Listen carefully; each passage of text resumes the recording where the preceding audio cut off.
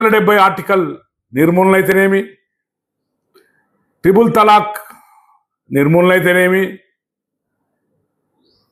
రీసెంట్గా వక్ఫ్ అమెండ్మెంట్ వక్ఫ్ సవరణ బిల్ అయితేనేమి, ఇవన్నీ భారతీయ జనతా పార్టీ సారథ్యంలోని ఎన్డీఏ ప్రభుత్వం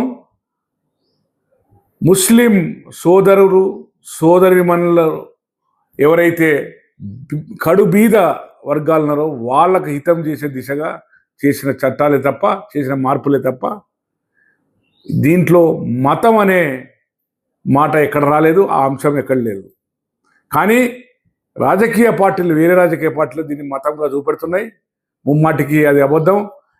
రీసెంట్గా అమెరికా నుంచి వైస్ ప్రెసిడెంట్ విన్సీ పర్యటన నేపథ్యం, మన మోడీ గారు సౌదీ అరేబియా పర్యటన నేపథ్యం, కశ్మీర్ అభివృద్ధి చెందుతున్న నేపథ్యం, ఇప్పటి వరకు 370 ఆర్టికల్ నిర్మూలన తర్వాత 2 కోట్ల పైగా పర్యాటకులు మన కశ్మీర్ పర్యటనకు వచ్చిన సందర్భం, ఇలా ఎన్నో విదేశీ పెట్టుబడులు పారిశ్రామికంగా ఎదుగుతున్న సందర్భంలో దీన్ని ఓర్వలేక తీవ్రవాద సంస్థలను ప్రేరేపించి లష్కరే తోయిబాతోని పాకిస్తాన్ ప్రేరేపిత దాడులు జరపడం అనేది అమానుషం.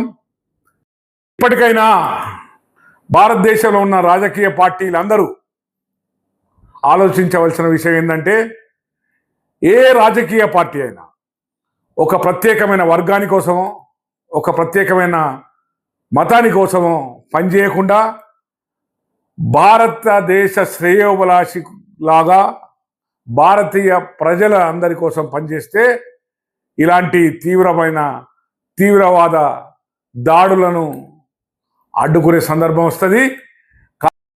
మనమందరం మున్ముందు ఇలాంటి తీవ్రవాద చర్యలను తీవ్రంగా పరిగణిస్తూ కాశ్మీర్ అభివృద్ధికి అందరం కట్టుబడి ఉంటూ కశ్మీర్ ప్రజల్లో ధైర్యం నింపే సందర్భం ఇది. కాశ్మీర్ పర్యటనకు వెళ్ళి 27 మంది ప్రాణాలు కోల్పోయిన కుటుంబ సభ్యులందరికీ ప్రగాఢ సంతాపం తెలియజేస్తూ